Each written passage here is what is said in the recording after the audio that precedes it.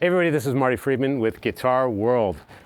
Today I'm going to talk about a misconception.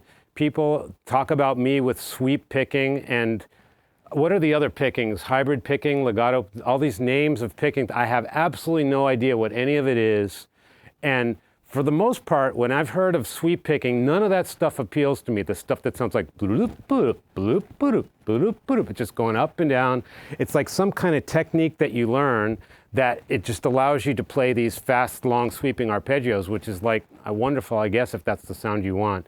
If you listen to my music, sometimes there's some insane fast arpeggio playing, but it's never up and down, bloop, bloop, bloop. It's never up and down scales like that.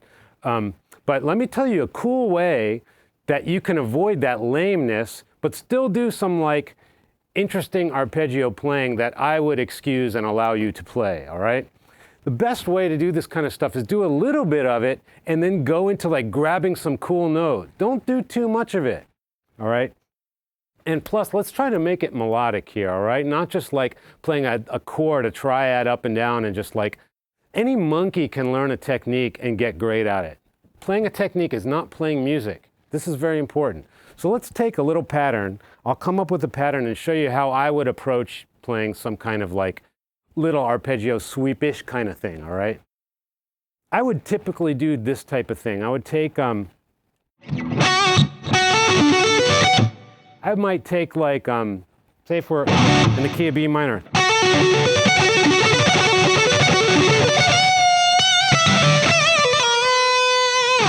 So I would do it to like accent something, you know what I mean? Say like this is the intro to my solo, I might go.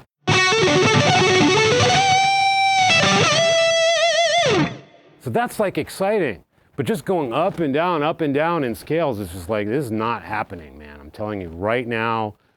Who told you it was happening? Definitely your girlfriend did not tell you that was happening, okay? But this is understandable because a lot of kids, when they start playing guitar, they see something that looks difficult to do, and that's what they're impressed by. And it's excusable, okay? When I first started playing, I heard Alvin Lee do this. It was the end of the world. That was the coolest thing I ever heard. But then I realized, actually, it was pretty cool the way he did it. But I mean, just playing fast is really attractive when you can't do it. But once you can do it, you realize nobody cool is going to want you to do it.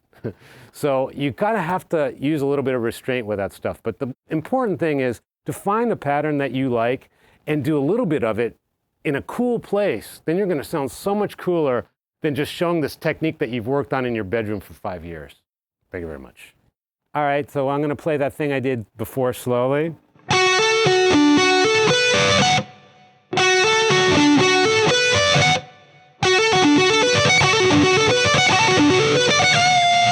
So another alternate thing that I hope that you come up with your own alternates to this would be something like.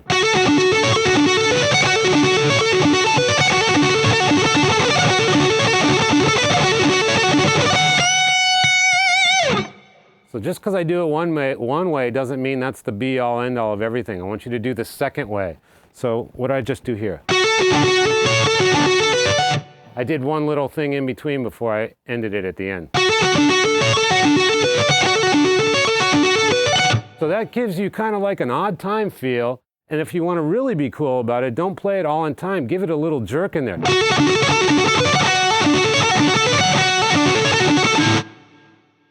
Everything doesn't have to be straight metronomed out. Give it some like your own taste.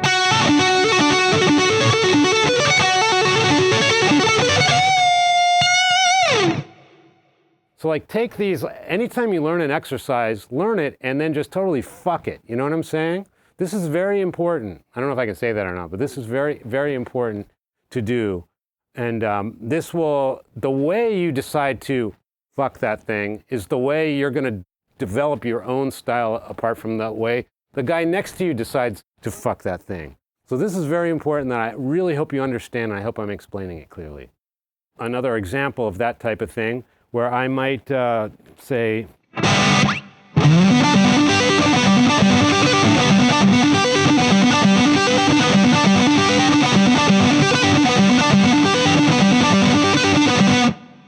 I don't even know what I just played, but I just took these notes, just played them in a random order and repeated that. I think I did the same thing over and over again, which might be a good thing to practice. But the next thing you would want to do after that, put this note in there.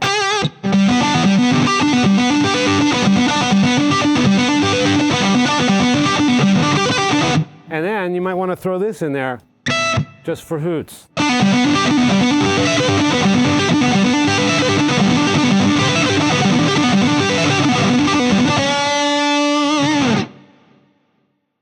I'm going to explain fingering-wise what's going on here. And it is probably a convenient way for many of you to do it if your fingers work that way. It's using this little finger. Part right here. So.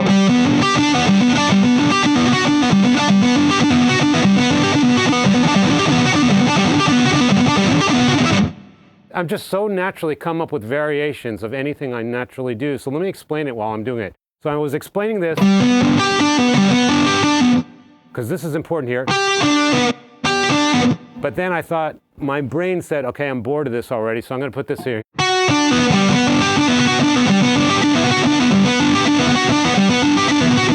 And then I was already bored of that, so I went.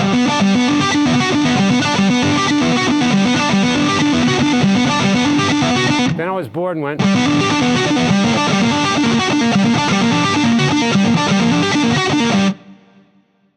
The goal here is to get to the point where your mind automatically gives you so many options of variations that as you're playing in real time, you have the whole array of these variations at your disposal, and you can use your feeling to interpret the music that you want to make at that point. That's so important, because the physical, like, being able to play this stuff is one thing, but knowing what to do with your knowledge is a whole other thing.